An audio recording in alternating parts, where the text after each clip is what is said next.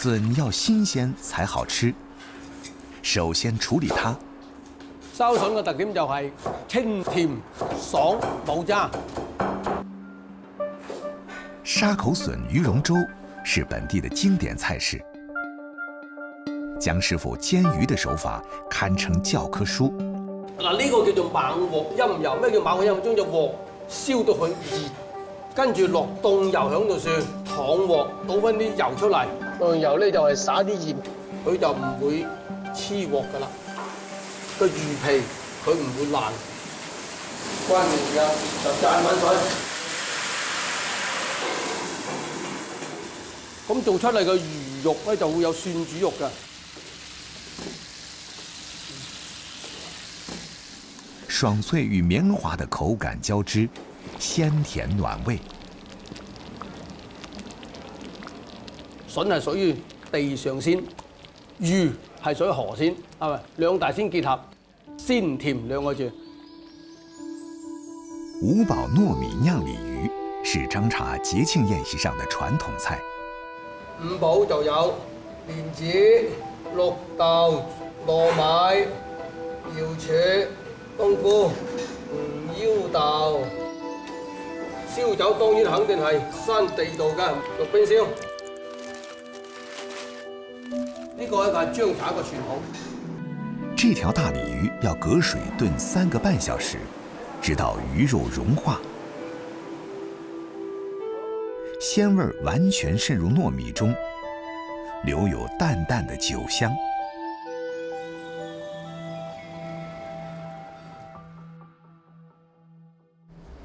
重頭戲是一道江師傅研發了1年多的菜式，其中酒擔當了最重要的角色。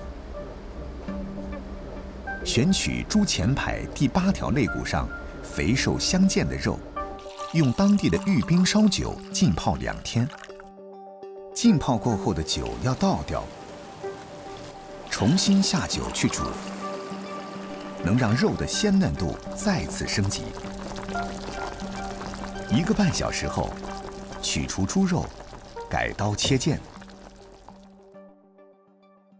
江師傅用西式烹飪手法，噴槍炙燒豬肉外層，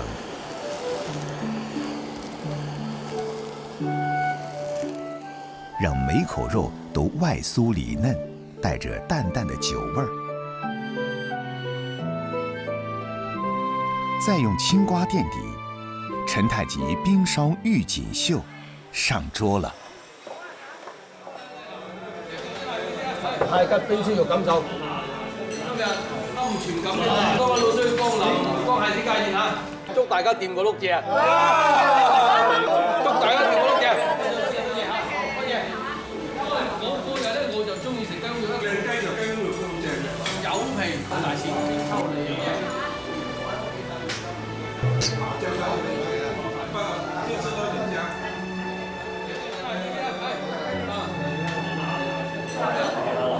嗰次話你就俾大家嚟檢驗下啦。黃板是平遠人最喜歡的客家小吃，在當地流傳了300多年。所需原材料不過幾樣，但轉化的過程卻十分複雜。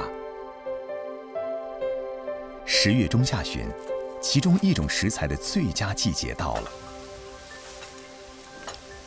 63歲的劉新明和妻子劉鳳梅一早便出門，到山上尋找一種當地俗稱為吊桃子樹的植物。哎，呢啲係有數啊！睇下，梗係有2條啊！係2條啊！係啊，好睇啊！吊桃子樹學名叫油桐，是製作鹼水的原料。劉新明堅持只用這種樹燒鹼，每年要收集幾千斤。這個樹是1000斤，按照這塊呢是10斤左右。好重啊！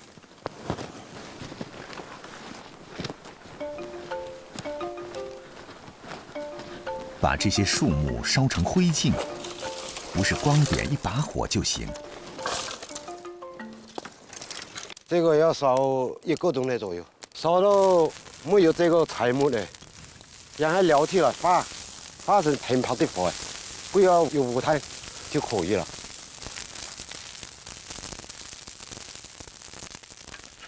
木头烧成炭后，还要放回屋里，让高温木炭继续充分燃烧。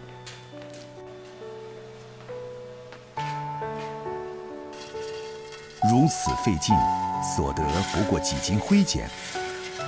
其实大多数人做黄板已经改用食用碱，但刘新民一直执着亲自制碱，因为这是老祖宗传下来的味道。晚上，刘新民还要起夜几次，搅拌炭火，直到一夜过后，木炭燃成灰烬，才算完成。同一时间，妻子刘凤梅也在为明天做黄板而准备着。当地俗称的禾米是做黄板的必备原料。禾米长在日照短、冷水浸泡的山谷，产量极低。浸泡一夜，等待明天的蒸煮。天刚亮，刘凤梅就把浸泡好的禾米放进木甑里。禾米软硬适中，久煮不烂。他们还需要在水蒸气里焖煮1个半小时。刘凤梅紧接着把丈夫昨天烧好的植物碱放到井子架上，用开水浇透，经过纱布过滤，浅黄色的液体流出，静置沉淀，就可以作为碱水使用了。禾米和碱水都有了，只差金灿灿的色素了。把黄栀子、槐米放进烧开的碱水里，一起煮半个小时，天然的色素便出炉了。把这亮黄的碱水倒进禾米里搅拌后，抬到院子。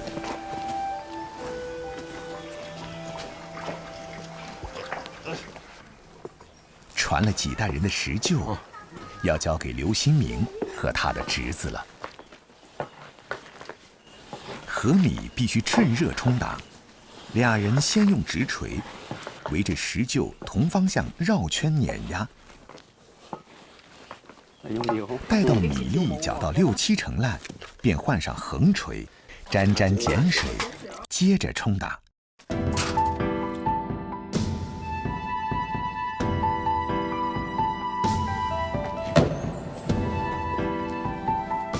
干这活儿得讲究默契和节奏，稍有不慎，15斤重的大锤子就可能抡到身上。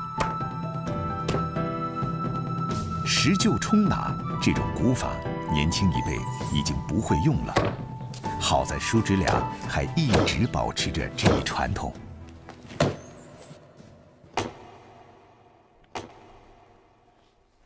冲打出来的米团还热乎着，马上放到了抹了茶籽油的竹匾上搓揉，再捏成一个个8两重的条状黄板。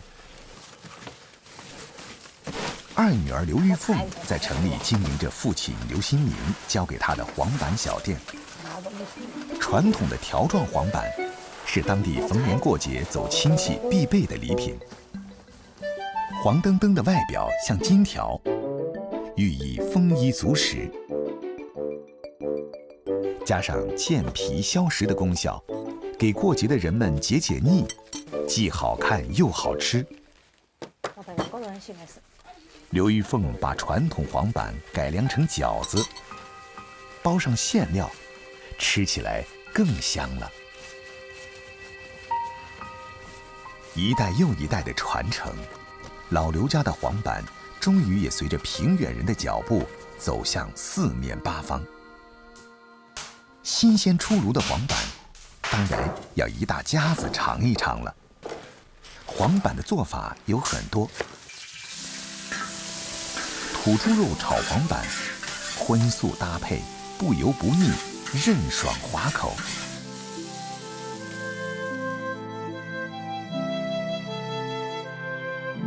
黄板饺子经过香煎，外脆里嫩，咸香适口，最受大家欢迎。劳累过后，还有什么比一家人聚餐更快乐的事呢？快拜了，祝黄拜呢！黄板在客家人的餐桌上流传了数百年，见证着客家人的勤劳与爱家。快咩？快食啊！